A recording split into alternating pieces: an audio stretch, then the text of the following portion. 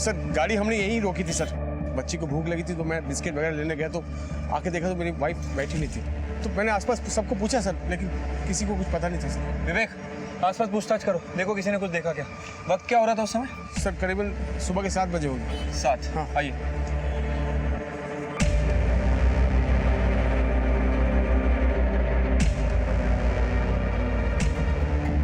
Sir सुबह आए हुए थे ये, अपनी बीवी के लिए काफ़ी परेशान भी थे।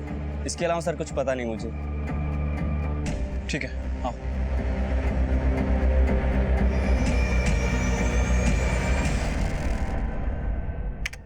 सर सुबह 7:13 पर इसकी कार यहाँ आके रुकती है। ये देखिए सर।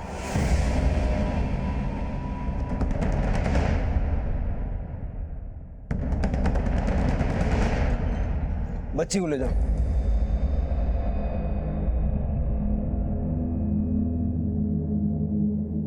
सुना है बहुत हंगामा मचा दिया तूने। बड़े बाजार में सबको यकीन दिला दिया कि तेरी बीवी गायब हो गई। चाल बहुत अच्छी थी लेकिन कामयाब नहीं हुई। कैसी चाल सर? आप ये क्या बोल रहे हैं, मुझे कुछ समझ में नहीं आ रहा। नौटंकी बंद कर। जब तू गोविंदा आया तेरी गाड़ी में तेरी बीवी थी नहीं। अब ये पुलिस के पास मिसिंग कंप्लेंट लिखवाने के लिए आ गया। क्या किया अपनी बीवी के साथ? सर मैं झूठ नहीं बोल रहा सर, वो गाड़ी में बैठी थी सर। आप ये कैसी बात कर रहे हैं? गोविंदा में जहां तूने गाड़ी रोकी थी वहां का सीसीटीवी फुटेज हमने चेक किया। अब एक भी झूठ बोला ना तो ऐसा हो। सर ये आप क्या कर रहे हैं सर?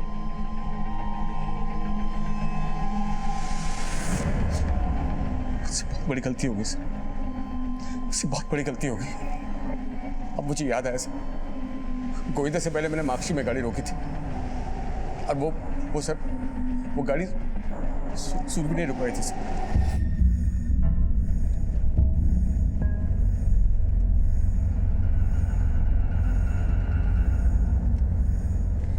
अभिनव, गाड़ी रोको, मैं आती हूँ। मैं थोड़ा नींद में था सर, मैंने सिर्फ गाड़ी के दरवाजे बंद होने की आवाज़ सुनी, मुझे लगा कि गाड़ी में बैठ गई सुनी। गौतम सर, ये माकची से गोविंदा 26-27 किलोमीटर होगा ना? सर 30 किलोमीटर से कम नहीं है। 30 किलोमीटर। और ये बोल रहा है कि 30 किलोमीटर तक इसे रियलाइज नहीं हुआ इसकी बीवी गाड़ी में है या नहीं। क्या करें इसका? सर कहो तो इसकी धुनाई कर दूं, सब कुछ सच बोलने सर लगेगा। आप लोग मेरी बात का यकीन क्यों नहीं करते सर?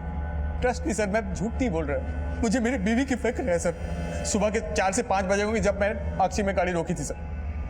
इतने सुनसान में अकेले वो सर, मुझे मेरी बीवी की फिक्र है सर। प्लीज उसका पता लगाइए सर।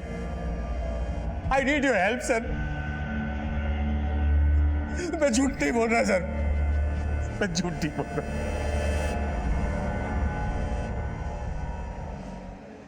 बेटा तुम लोग जब कार से आ रहे थे मम्मी थी? हाँ।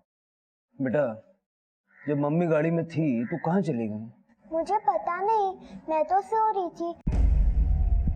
फिर मैं उठी, फिर मुझे भूख लगी। फिर तुम्हारे पापा तुम्हारे लिए बिस्किट चॉकलेट लाए और पूछा मम्मी कहाँ है। लेकिन मम्मी तो नहीं थी ना, कहाँ गई? रिद्धि बेटा, मैंने बीच में एक बार गाड़ी भी रोकी थी। बस हमने पूछ लिया जो पूछना था। सर इसका मतलब यह है कि अभिनव ने अपनी बीवी के साथ जो कुछ भी किया वो तब किया जब इसकी बेटी सो रही थी। सर इसकी बातों पे भरोसा नहीं किया जा सकता। सर ऐसा कैसे हो सकता है कि 30 किलोमीटर तक इसे पता ही नहीं चला कि उसकी बीवी उसकी कार में है या भी नहीं? सर एकदम सफेद झूठ बोल रहा है ये। गौतम अगर झूठ बोल भी रहा है तब भी उसको एक मौका देना चाहिए। सर माकची में सुनसान हाईवे पे एक औरत का होना नॉट सेफ। उसको माकची लेके जाओ। ठीक है सर।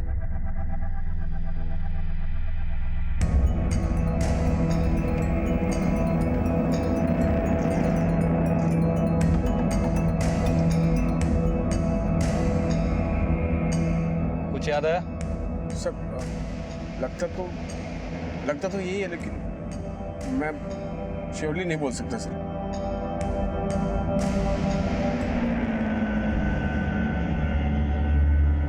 सब वो शायद वो आगे मैंने गाड़ी रोकी थी सर एक बार। पक्का? हाँ रोको यहाँ पे।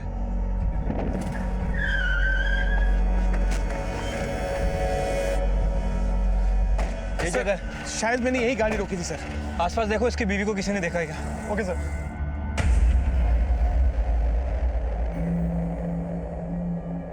क्या इस औरत को सुबह 4:30-5 बजे के करीब यहाँ देखा था? सर हम लोग तो यहाँ 6 बजे के बाद आते हैं। उस समय तक यहाँ पर ऐसी किसी औरत को नहीं देखा हमने।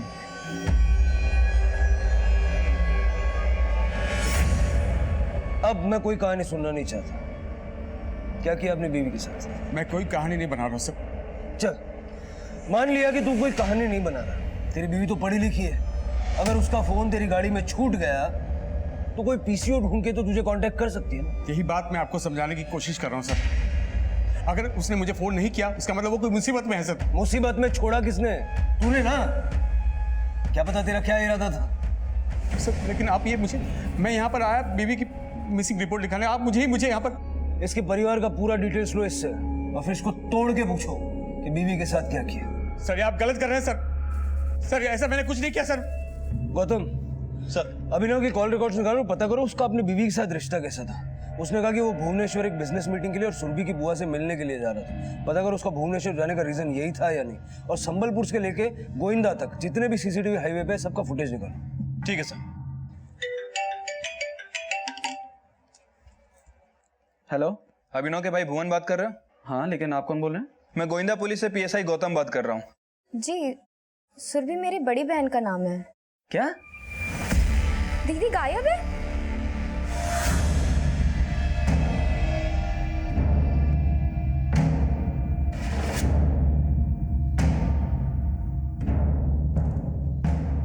सुरभि एक पढ़ी लिखी समझदार औरत थी जिसने अब तक न अपने पति और न ही किसी रिश्तेदार से संपर्क किया था। लेकिन वो गायब कहाँ थी? पुलिस उसको ढूंढने के लिए हर संभव प्रयास कर रही थी, लेकिन उसका मिलना नामुमकिन सा लग रहा था।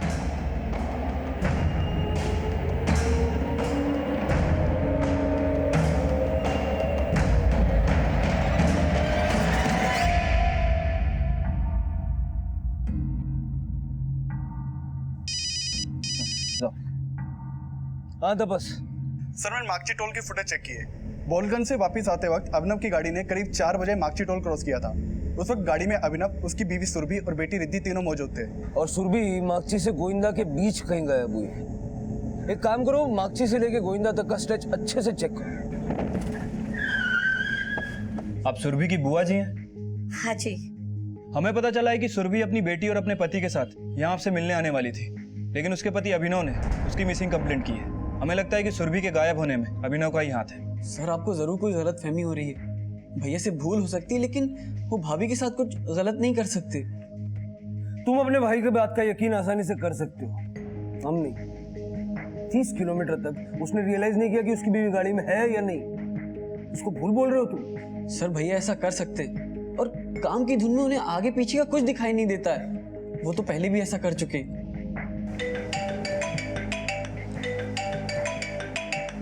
हेलो। हेलो भुवन, तुम्हारे भैया मुझे यहाँ मार्केट में फिर से भूल के चले गए हैं और यहाँ मुझे बहुत देर से कोई ऑटो भी नहीं मिल रहा है। तुम प्लीज आके मुझे पिकअप कर लोगे? सर भैया भुलक्कड़ स्वभाव के, उनसे भूल हो सकती है लेकिन वो कोई क्राइम नहीं कर सकते।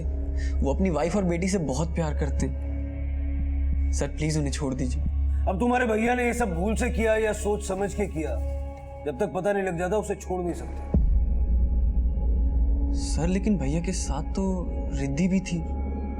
रिद्धि को हमने उसकी मौसी काव्या के यहाँ भेज दिया। Don't worry about. मैं भैया से एक बार मिल सकता हूँ क्या? भैया आप ऐसी लापरवाही कैसे कर सकते हैं? आप भाभी को ऐसे बीच रास्ते में छोड़ा है। मुझसे बहुत बड़ी गलती हो गई भुवन। मैं अपने धुन में इतना खोया हुआ था कि मुझे कुछ पता ही नहीं चला। लेकिन जैसे लोग सोच रहे हैं ना, ऐसा कुछ नहीं है मेरे भाई। मैंने कुछ नहीं किया। तो समझ रहा ना मैं क्या कह रहा हूँ? मैं कुछ नहीं किया। जाहिर है कि अभिनव का भाई उसके फेवर में ही बोलेगा। सुरभि की बुआ का क्या कहना है? सर बुआ ने भी अभिनव के ऊपर शक नहीं जताया। हाँ, लेकिन उन्हें इस बात का पता नहीं था कि सुरभि और अभिनव उनसे मिलने भुवनेश्वर आने वाले। मतलब अभिनव ने झूठ बोला? हाँ सर, लेकिन सर अभिनव की भुवनेश्वर में बिजनेस मीटिंग कंफर्म थी।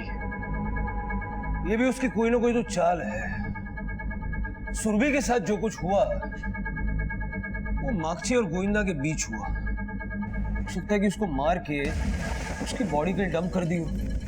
हर पॉसिबिलिटी चेक करो। ठीक है सर।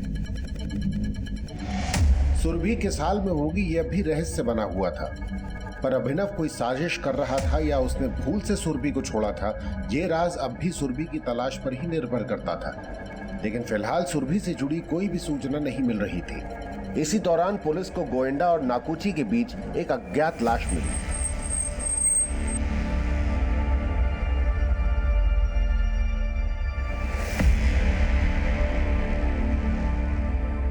सर कुछ टाइम से अभिनव का बिजनेस अच्छा नहीं चल रहा था और तब से वो बहुत परेशान रहने लगा था और इसी वजह से उन दोनों में झगड़े होने लगे थे। किस तरह के झगड़े? अब सर किसी के घर के अंदर तो झांक के देखा नहीं जा सकता, लेकिन मुझे तो लगता है उन दोनों के झगड़े के पीछे अभिनव के भाई भुवन का हाथ है। बट भुवन कैसे हो सकता है? अब सर ये तो आपको अभिनव ही बता सकता है। वैसे शादी के कुछ समय बाद ही अभिनव ने खुद से भुवन को अलग कर दिया था। और अब सुरभि गायब है। सर अभिनव और सुरभि के बीच झगड़े उनकी बेटी के पैदा होने के बाद शुरू हुए। मुझे लगता है सर झगड़े की वजह माँ और बेटी की बीमारी हो सकती है। सर जब रिद्धि का जन्म होने वाला था तब हमें पता चला कि सुरभि भाभी को हीमोफीलिया है, फिर रिद्धि को भी हीमोफीलिया हो गया, जिस कारण से उनके ब्लड प्लेटलेट्स अक्सर कम रहते हैं। और सर ये बीमारी ऐसी कि अगर एक बार कोई चोट या खरोच लग जाए तो खून रुकना बंद नहीं होता। मतलब इलाज का खर्चा रेगुलर, और अभिनव का बिजनेस भी ठीक नहीं चल रहा था।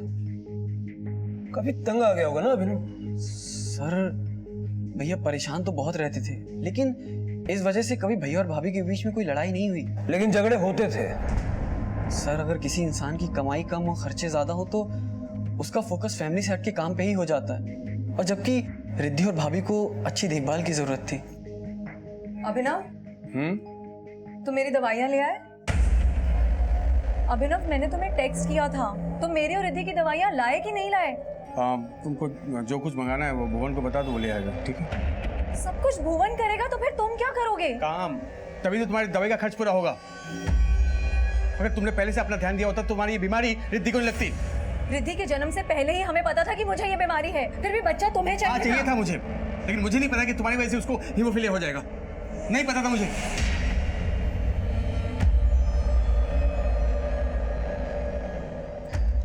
सर हो सकता है कि सुरभि की बीमारी के खर्चों से तंग आकर उसने सुरभि को गायब कर दिया। लेकिन हीमोफीलिया उसकी बेटी को भी। सर हो सकता है कि बेटी को सिंपैथी पाने के लिए रखा ताकि उसके झूठ पे पर्दा डाल सके। हेलो, सुरभि हीमोफीलिया की मरीज थी, हो सकता है उसके साथ ऐसा कुछ हो गया हो जिससे वो हॉस्पिटलाइज हो गई। लेकिन सर माक्सी और गोंदिया के बीच जितने भी हॉस्पिटल है मैंने सभी जगह चेक किया, सुरभि के बारे में कोई लीड नहीं मिली है। सर माकची पुलिस स्टेशन से कॉल आया था। कल उन्हें माकची गोविंदा हाईवे के ऊपर एक औरत की लाश मिली थी। सुरभि? सर उन्हें जो लाश मिली वो जंगली जानवरों ने आधी खाई हुई थी। लाश को पहचानना मुश्किल हो रहा है, शायद हो सकता है वो सुरभि ही हो।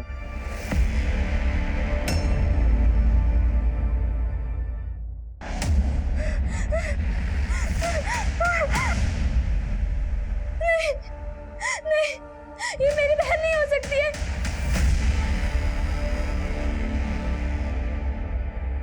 सर मैं कोई चाल नहीं चल रहा सर, मैं आपको बोल रहा हूँ मैंने कुछ नहीं किया। आप सुरभि का पता लगाइए प्लीज। वही पता लगा क्या रहा, लाश मिली है उसकी। तूने खुद मरा या किसी से मरवाया? सर क्या बोला? मेरी बीवी, वो मेरी बीवी है सर। ये बीवी बीवी करना बंद कर दे। अगर उसको बीवी मानता ना तो ऐसे बीच सड़क में छोड़ के भागता नहीं। क्या पता तू अपनी बेटी को भी मारना चाहता होगा। क्या बात कर रहे हो? कैसी बात कर रहे सर? आप मेरा विश्वास कीजिए सर, मैं कुछ नहीं कर सकता। कैसे कर लूं तेरा विश्वास? भुवनेश्वर में उसकी बुआ के वहां लेके जाने वाला था ना, उसकी बुआ को मालूम तक नहीं। तेरा पहले से इरादा था उसको मारने का, और इसीलिए ये बुआ वाला बहाना बना के तूने उसको गाड़ी में बिठाया। नहीं सर, मैंने सुरभि को बोला था बुआ को फोन पे, लेकिन ऐसा भद्दा आरोप मुझ पर मत लगाओ सर। मैंने अपनी बीवी को नहीं मारा सर, मैं बहुत प्यार करता हूँ सर। मेरी एक ही गलती हुई सर, मैं हाईवे में कुछ भूल कर चला है सर, मैंने कुछ नहीं किया।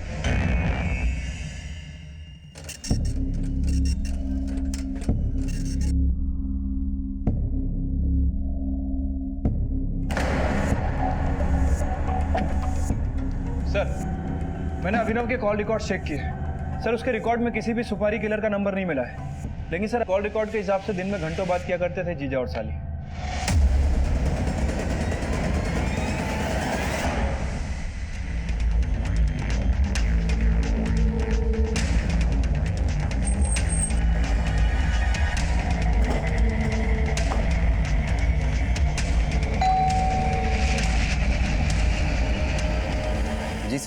हमें काव्या से बात करनी है। चल बोल, कब से चल रहा है तेरा और काव्या का चक्कर? क्या सर, ऐसा कुछ नहीं चल रहा सर। बस वो क्या कि सुरभि मेरे फोन से उससे बात करती थी बस। अच्छा, तो सुरभि ने मोबाइल फोन गेम खेलने के लिए खरीद रखा था? नहीं सर, वो नौटंकी बंद कर, समझा? क्यों मारा सुरभि को? सर मुझे सुरभि दीदी जीजा जी के नंबर से कॉल करती थी, क्योंकि मेरा और जीजा जी का नेटवर्क सेम है, तो कॉलिंग फ्री थी। तुम दोनों का सिर्फ मोबाइल नेटवर्क नहीं, इरादे भी सेम थे, सुरभि को खत्म करने। और ये फ्री कॉलिंग वाली बात तुम दोनों के प्लानिंग का हिस्सा है। सर आप ये क्या बोल रहे हैं? जीजा जी दीदी को बीच रास्ते में भूल आए और आप मुझे। तो तुम्हारे कहने का मतलब है कि तुमने कुछ नहीं किया, जो कुछ भी किया वो अभिनव ने किया। नहीं सर, जीजा जी दीदी के साथ ऐसा कर ही नहीं सकते। हाँ ये बात सच है कि वो भुलक्कड़ है, लेकिन तुम्हें रोज फोन करना वो भूलता नहीं था। सर मैं कह रही हूँ ना, सुरभि दीदी मुझे जीजा जी के नंबर से कॉल करती थी।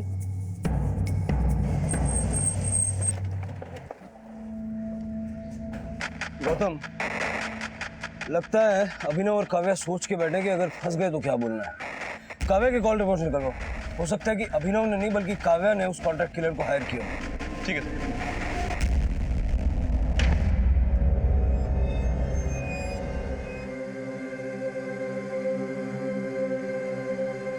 सुरभि को गायब हुए 15 दिन बीत चुके थे। क्या वो किसी बड़ी मुसीबत में थी या फिर किसी अपराध का शिकार बन चुकी थी? वहीं उसकी बेटी अपनी मां के इंतजार में थी, जो अब मजबूरन अपने पिता से भी दूर हो चुकी थी।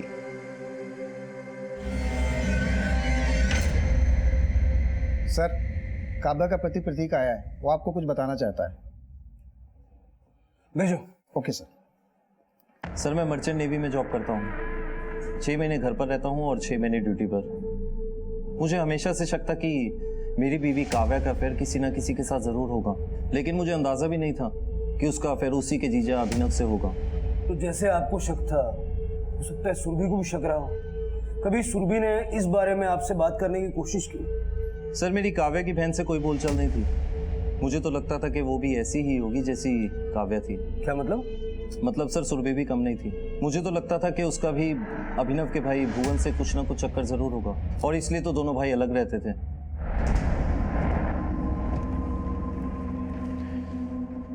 सर ये तो काव्या का हस्बैंड प्रतीक है, ये यहाँ क्यों आया था? सुरभि और काव्या का कैरेक्टर बताने के लिए आया था। कह रहा था कि अभिनव और काव्या का ही नहीं, सुरभि और भुवन का भी अफेयर हो सकता है। लेकिन सर मैंने अभिनव और काव्या इन दोनों के फ़ोन रिकॉर्ड चेक किए हैं। सर दोनों के फ़ोन रिकॉर्ड में कुछ भी सस्पिशियस नहीं मिला है, और जब जब इन दोनों की फ़ोन पे बात होती थी, अभिनव की फ़ोन लोकेशन हमेशा उसके घर की रही थी। सर मुझे लगता है इस प्रतीक का ऐसा बयान देना, इसका मकसद कुछ और ही है। क्या मकसद उसका? सर काव्या और सुरभि की पेरेंट्स की डेथ के बाद उनकी बुआ उनके फादर के घर में ही रहने लगी थी। सर उसी दौरान बुआ ने यह कहा था कि उनकी मौत के बाद वो घर दोनों दामादों के नाम कर देंगी। इस सिलसिले में मैंने बुआ से पूछताछ भी की। सर उनका कहना है कि काव्या अपने पति प्रतीक से ज़्यादा खुश नहीं थी। प्रतीक छोटी छोटी बातों पर उस पर शक किया करता था, जबकि अभिनव के बारे में उन्होंने कहा है कि अभिनव थोड़ा भुलक्कड़ जरूर है, लेकिन सुरभि का मर्डर नहीं कर सकता। गौतम, लेकिन प्रतीक ने एक बात तो नहीं बताई है। मान लो कि सुरभि और भुवन का चक्कर था, अभिनव के पास सुरभि को मारने का मोटिव था। सर मोटिव तो हो सकता है, क्योंकि जब मैंने पड़ोसी से पूछताछ की तो उन लोगों ने भी भुवन की तरफ इशारा किया था। और सर अभिनव और सुरभि की शादी के बाद ये भुवन उनसे अलग भी रहने लगा था। पता लगा ये भुवन अलग क्यों रहने लगा था, और भुवन और सुरभि के अफेयर की बात में सच्चाई कितनी है? ठीक है सर।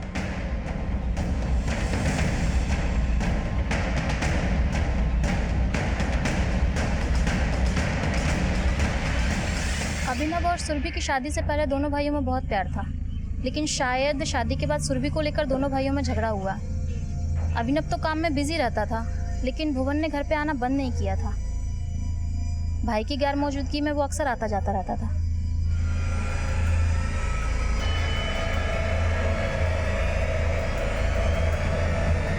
सर आप ऐसा सोच भी कैसे सकते हैं? भैया के पास टाइम नहीं रहता था और भाभी और रिद्धि की तबीयत खराब रहती थी, इसीलिए मैं उनकी देखभाल के लिए वहां आता जाता था। वैसे आ जाके देखभाल करने में तो काफी परेशानी होती होगी, अलग रहने के लिए क्यों चले गए? सर मैं सिविल सर्विसेज के एग्जाम्स की तैयारी कर रहा हूँ। रिद्धि के जन्म के बाद मैं अपनी पढ़ाई पे कंसंट्रेट नहीं कर पाता था, इसीलिए मैं उनसे अलग रहने लगा, जबकि भैया और भाभी तो चाहते भी नहीं थे कि मैं उनसे अलग रहूं।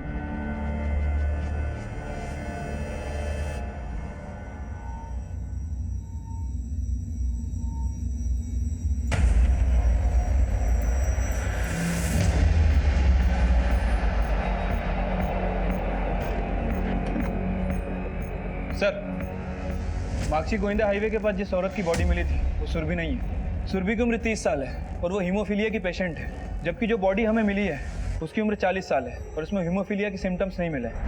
सर, इसकी मौत 2 बजे से 4 बजे के बीच में हुई है, जबकि सुरभि को 4 बजे के आसपास अपने पति अभिनव के साथ मार्क्सी टोल नाका क्रॉस करते हुए देखा गया और उस समय वो सही सलामत थी। लेकिन सुरभि मार्क्सी और गोविंदा के बीच ही गायब हुई और जिस रात सुरभि गायब हुई उसी रात उस औरत का मर्डर हुआ। ये कुछ ज्यादा ही बड़ा कोइंसिडेंस है। अगर मरने वाली सुरभि नहीं थी तो सुरभि अब कहाँ है? और अगर सुरभि सही सलामत है तो फिर उसने अपने परिवार से कांटेक्ट क्यों नहीं किया? एक काम करो, मार्क्सी और गोविंदा के बीच फिर से अच्छे से पूछताछ करो और जो लाश हमें मिली है उसका आइडेंटिफिकेशन कराने की कोशिश करो। ठीक है सर।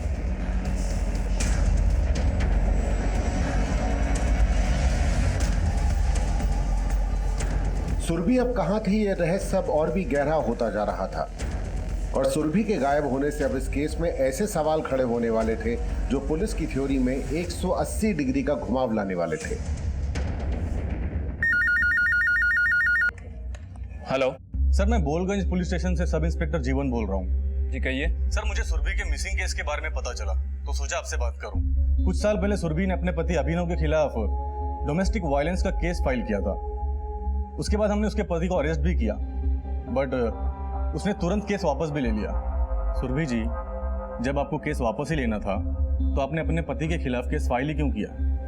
सर, मैं सिर्फ अभिनव को सबक सिखाना चाहती थी कि मैं कोई अबला नारी नहीं हूँ। आपको अंदाजा भी है आपके केस वापस लेने के बाद वो आप पर मानहानि का मुकदमा कर सकता है। सर, ना तो उसके पास इतना वक्त है और ना ही ये सब करने के लिए दिमाग। बस मैं चाहती हूँ कि वो मुझ पर फिर से हावी ना हो। गौतम, अगर अभिनव को नीचा दिखाने के लिए सुरभि झूठी पुलिस कंप्लेंट फाइल कर सकती है तो अभिनव से हमेशा के लिए छुटकारा पाने के लिए कोई बड़ा गेम भी खेल सकती है। सर, मैं कुछ समझा नहीं। काव्या के पति ने हमें बताया कि सुरभि और भुवन का चक्कर हो सकता है। पड़ोसियों से भी हमें ऐसी बातें सुनने को मिली। हो सकता है कि किसी औरत का मर्डर करवा के सुरभि उसे अपना मर्डर दिखाना चाहती हो।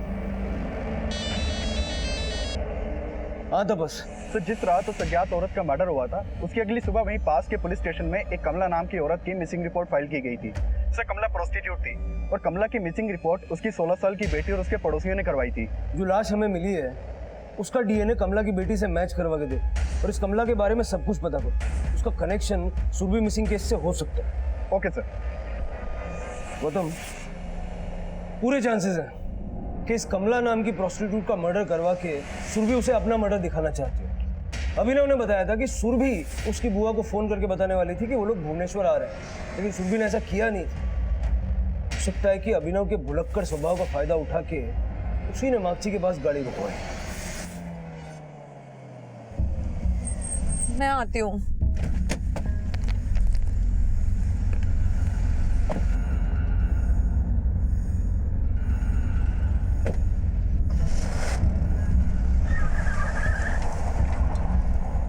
उसे यकीन होगा कि अभिनव गाड़ी में उसकी एब्सेंस को नोटिस नहीं करेगा। लेकिन सर, जो बॉडी मिली थी पोस्टमार्टम रिपोर्ट के हिसाब से उसकी मौत सुरभि के मार्क्सी पहुंचने से पहले हो चुकी थी।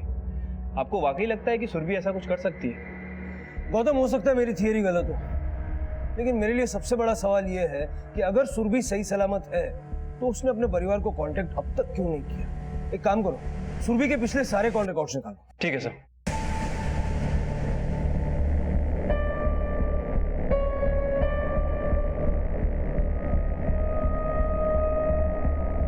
सर, पहले आपने बोला कि मैंने सुरभि को मार दिया, अब आप ये बोल रहे हैं कि सुरभि ने किसी और औरत को मरवा के ये साबित करने की कोशिश करी कि वो जिंदा नहीं है। लेकिन उसने तुम्हारे खिलाफ डोमेस्टिक वायलेंस की झूठी कंप्लेंट भी लिखवाई थी। हाँ, क्योंकि वो मुझसे गुस्सा थी सर, लेकिन जैसा आप सोच रहे हैं ऐसा कुछ नहीं है सर। तुम्हें भी ऐसा ही लगता है? हाँ सर, भाभी ऐसा नहीं कर सकती। अगर ऐसा कर नहीं सकती तो फिर गायब क्यों? सर, सुरभि के कॉल रिकॉर्ड में कुछ भी सस्पिशियस नहीं मिला है, लेकिन सर एक बात तो कंफर्म है, अभिनव से ज्यादा भुवन से बात करती है।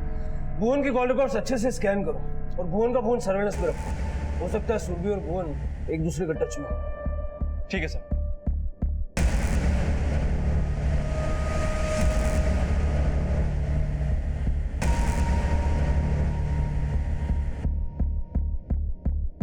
सुरभि का गायब होना सुरभि के चरित्र और भूमिका पर कई सवाल खड़े कर रहा था। पर हकीकत क्या वाकई ऐसी ही थी जैसा अनुमान लगाया जा रहा था?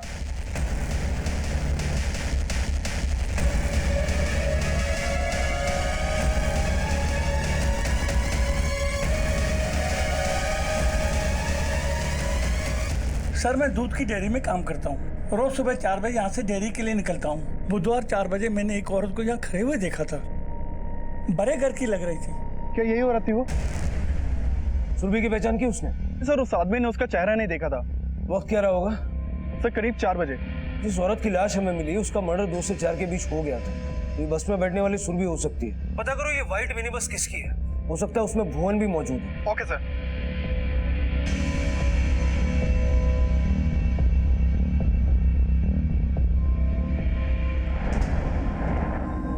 अभिनव, तुम मेरा फोन क्यों नहीं उठा रहे थे? मैंने तुम्हें 12 बार फोन किया। सॉरी, नहीं देखा। सॉरी? किस किस चीज के लिए सॉरी बोलोगे तुम? तुम्हें मेरी और रिद्धि की जरा सी भी परवाह है कि नहीं है? अब लेक्चर मत सुनाओ, अगली बार उठा लूंगा फोन। मैं तो तुम्हें सॉरी बोलने के लायक भी नहीं हूं सर।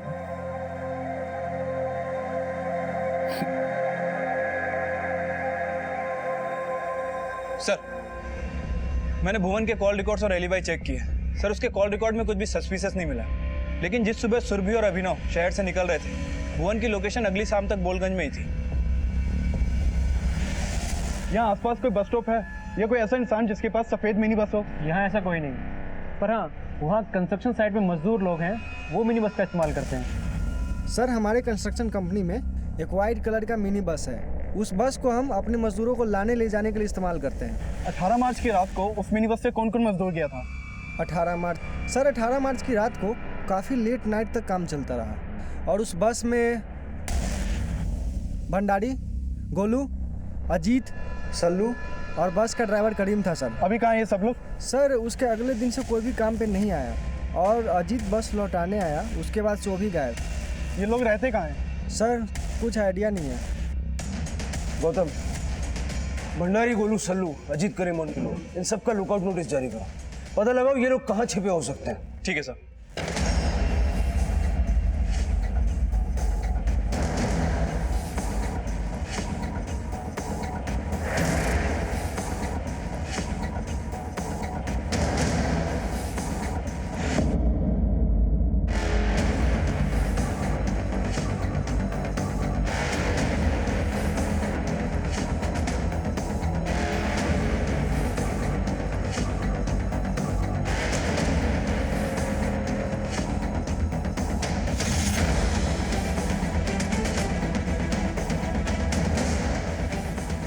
इस केस में अब तक 6 संदिग्ध सामने आए थे, लेकिन इस केस में इनकी भूमिका क्या थी, ये राज अब भी उनकी तलाश तक महफूज था और जल्द ही एक सूचना सामने आई।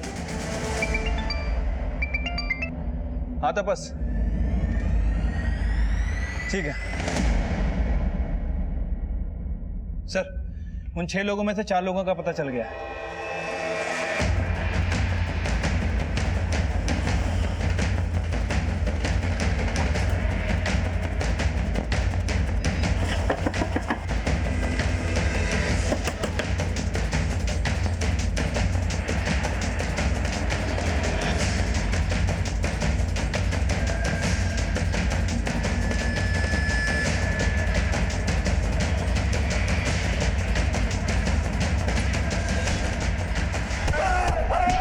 रुक जाओ।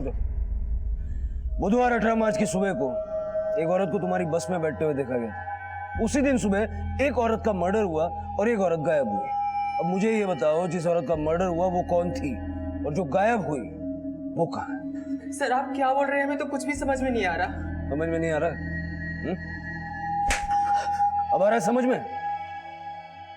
कमला का मर्डर तुम लोगों ने इस औरत के कहने पे किया? नहीं सर, इसके कहने पे नहीं मारा था सर।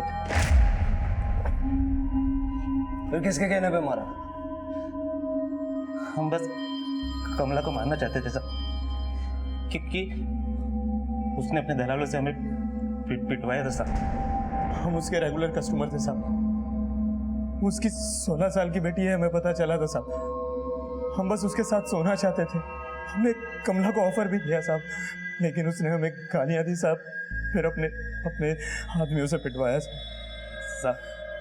हम उस बदला लेना चाहते थे। रोज रात को वो हाईवे पे खड़ी होती थी कस्टमर ढूंढने के लिए। साइड में लगा, साइड में लगा। तुमने सुरभि के कहने पे कमला का मर्डर नहीं किया, जानते हो ना इसको? जानते हो? बोलो। हाँ साहब, उस दिन कमला को मारने के बाद ये हमें हाईवे पे ही दिखाई दी थी साहब। साइड में लगा। उस औरत ने बोला कि आप प्लीज मुझे थोड़ा आगे तक लिफ्ट दे देंगे? ठीक है, बैठिए।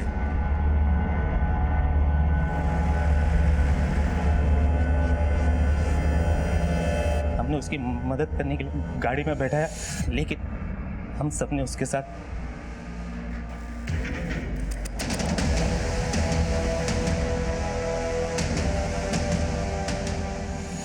फिर क्या किया उसके साथ? मार दिया? हम तो उसे मारना चाहते थे साहब, लेकिन ये करीम और भंडारी के कहने पे उसे छोड़ दिया साहब।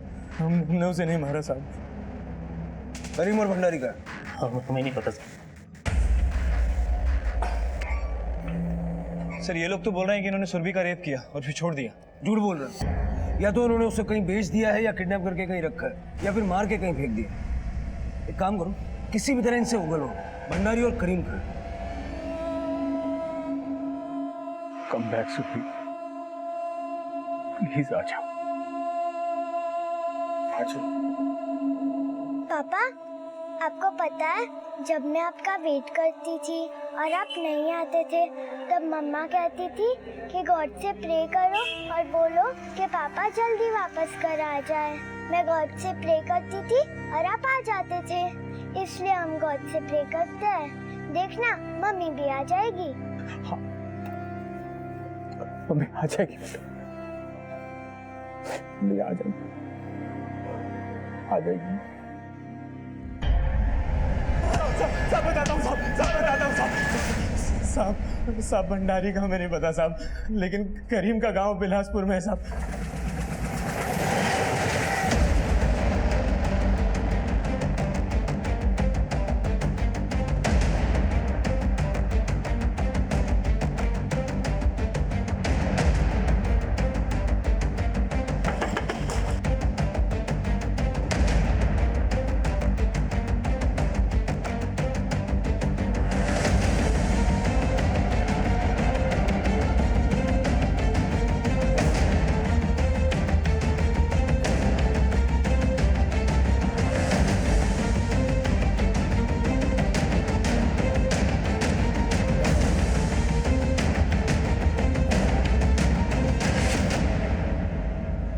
साहब हमें नहीं पता वो औरत कहाँ है, हम तो उसको वहीं छोड़ के चले गए थे अपने बाकी दोस्तों के साथ। ऐसा तो नहीं कि बाकी दोस्तों को छोड़ के फिर उस औरत के पास आए? नहीं साहब, हमने उसके बाद कुछ नहीं किया साहब, हमें नहीं पता वो औरत कहाँ है साहब।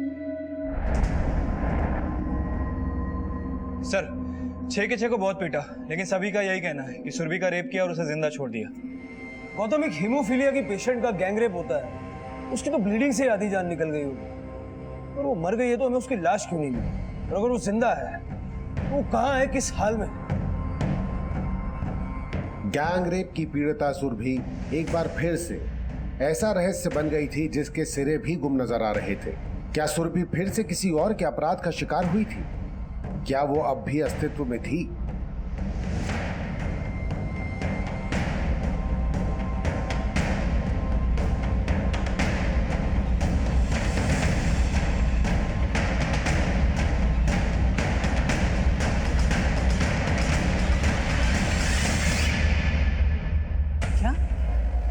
सुरभि भाभी के साथ गैंगरेप?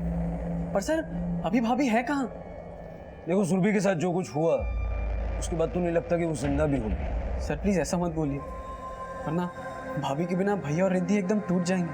हम उसे ढूंढने की पूरी कोशिश कर।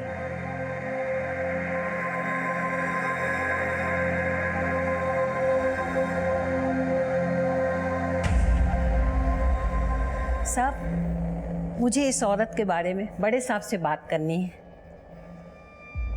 साहब, हम कुमुदपाला में रहते हैं, मजदूर हैं। उस दिन जब हम अपने काम पे जा रहे थे तो सड़क के किनारे ये औरत पड़ी हुई थी। इसकी बहुत हालत खराब थी, इसके कपड़े फटे हुए थे और बहुत खून बह गया था। फिर हम उसे उठा के अपने इलाके में ले गए साहब, उसका इलाज कराया और 2 दिन तक उसको अपने साथ रखा। फिर साहब हम 2 दिन तक उससे पूछते रहे कि वो अपने घर के लोगों के बारे में बताए, कोई टेलीफोन नंबर दे जिससे हम उनको सूचना दे सकें, लेकिन साहब उसने तो कुछ भी नहीं बताया और वो तो जाने लगी। तो फिर हमने उसे थोड़े से पैसे देके वहाँ से भेज दिया, लेकिन आज मालूम पड़ा कि वो नहीं पहुँची। बहुत ताज्जुब हुआ साहब। मजदूरों की बस्ती कुमुरपाला से सुरभि ने कहीं ना कहीं की बस तो पकड़ी होगी, पर वो बोलगंज नहीं पहुंची। ये कहाँ गई?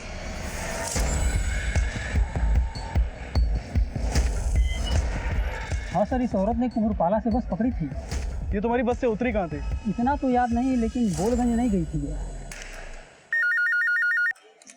हेलो,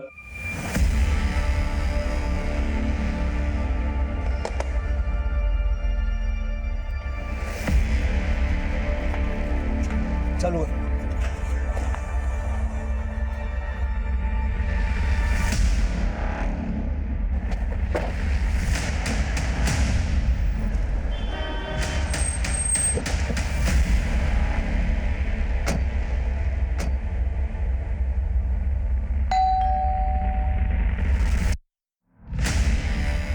सुरभि, सर अभिनव उस रात सिर्फ मुझे रास्ते पर ही नहीं भूला, बल्कि उसने ये साबित कर दिया कि उसके जीवन में मेरी कोई अहमियत नहीं है।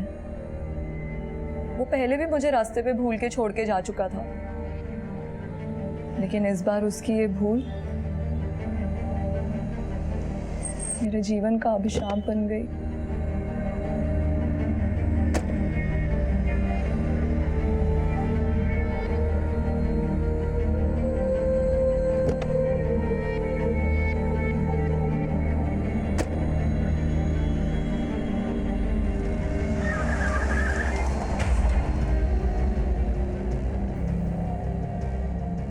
अभिनव की इस भूल की वजह से मुझे उन वैश्यों का शिकार बनना पड़ा।